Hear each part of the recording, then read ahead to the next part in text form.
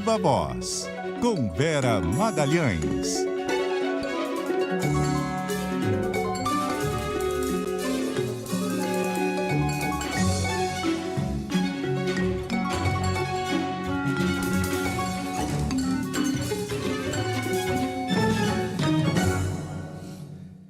Vera Magalhães, nas nossas telas. Tudo bem, Vera? Oi, Sardenberg, tudo bem? Boa tarde para você, para Cássia, para os ouvintes e também para quem nos assiste. Boa tarde, Vera. No conjunto aqui do Sistema Globo, a Vera Magalhães foi escalada ontem para acompanhar o debate de São Paulo. É sobre esse debate que você vai nos falar, Vera. Exato, eu e os demais colunistas do Globo acompanhamos em tempo real o debate, fizemos comentários ali no site do jornal, também demos notas para o desempenho dos candidatos, Sardenberg.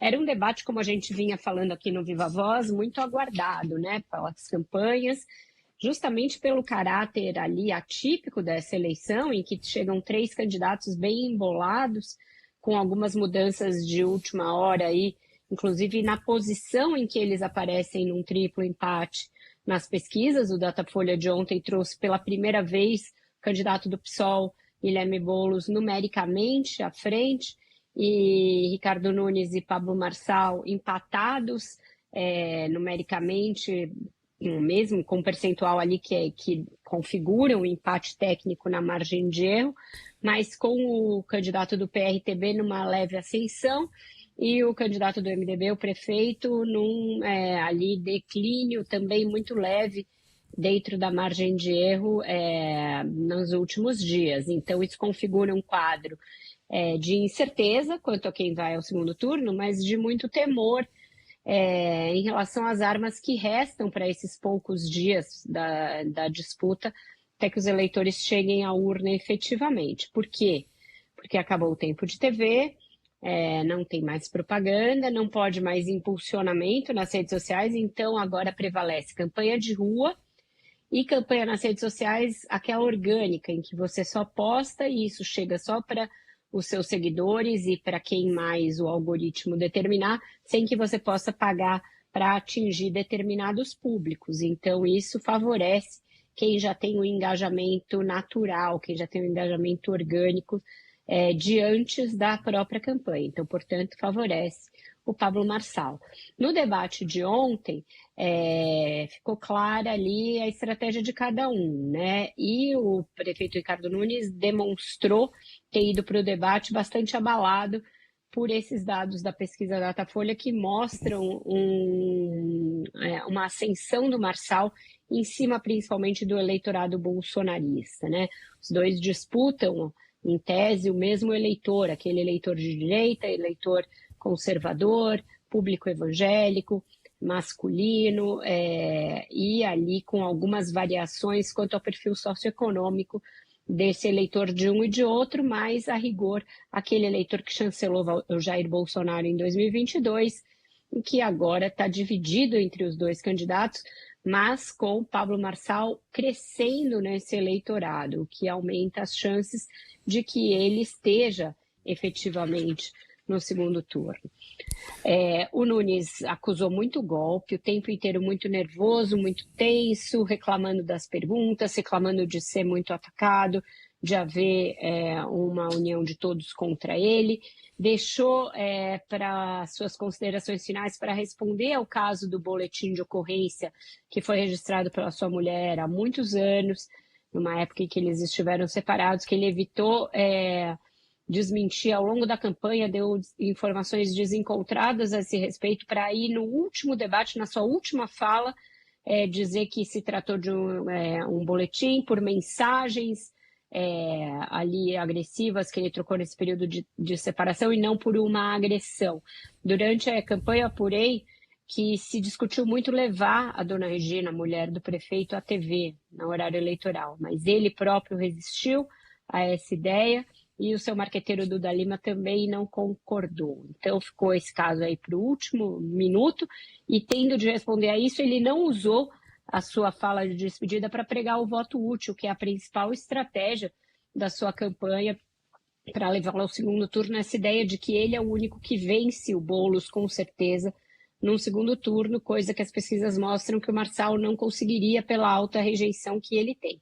Então, desperdiçou a chance de fazer uma campanha pelo voto útil no final. Tabata e Boulos se mostrando muito propositivos, muito assertivos em relação às propostas e também ali muito incisivos em relação ao Marçal e ao próprio Nunes. E a Tabata teve um momento de questionar as contradições do Boulos, como já vinha fazendo, porque ela não quer ver a sua intenção de voto definhar na reta final e chegar na urna muito pequena em razão de um voto útil de esquerda. Então, cada um com a sua estratégia bem definida.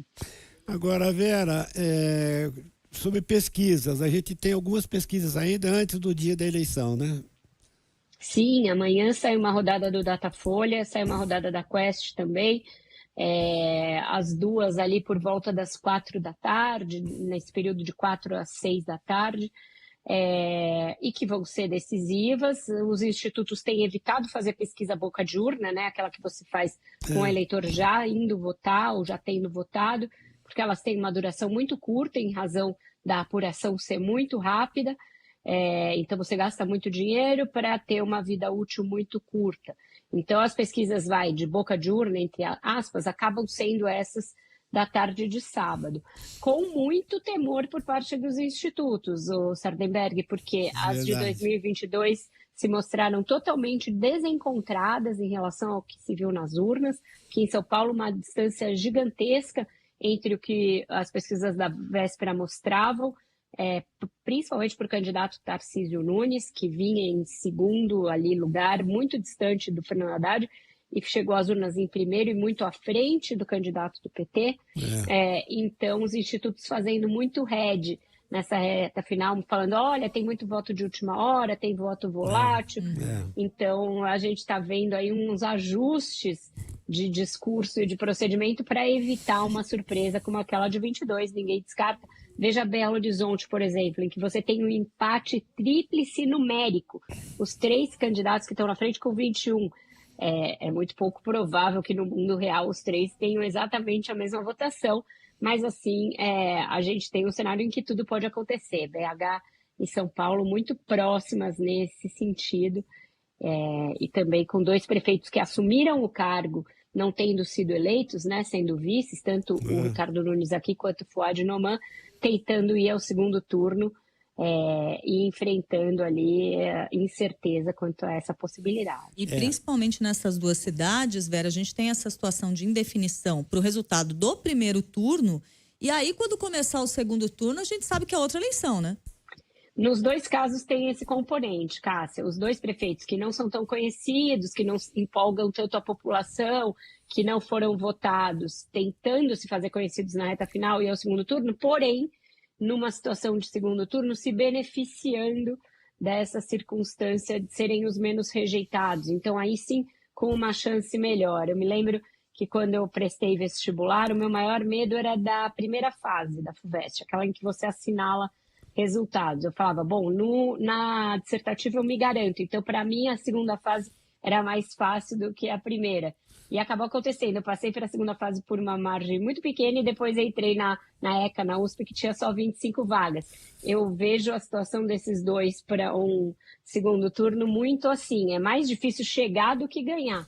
É uma idiosincrasia, mas é real nos 2 casos. Tá certo. Bom, ficamos a postos desse fim de semana e só para completar as pesquisas que serão divulgadas amanhã, as pesquisas estão sendo feitas entre hoje e amanhã cedo, né? Fresquinhas, tipo pão saindo da padaria, com a casca bem crocante, Sardenberg. E uma interrogação em cima, assim, olha, pode ser que sim, pode ser que não. Tá certo. Vera, obrigado, Vera. Até. Até, um ótimo jornal para vocês. Até mais tarde no Viva Voz com um resumo dessa semana decisiva. Até mais.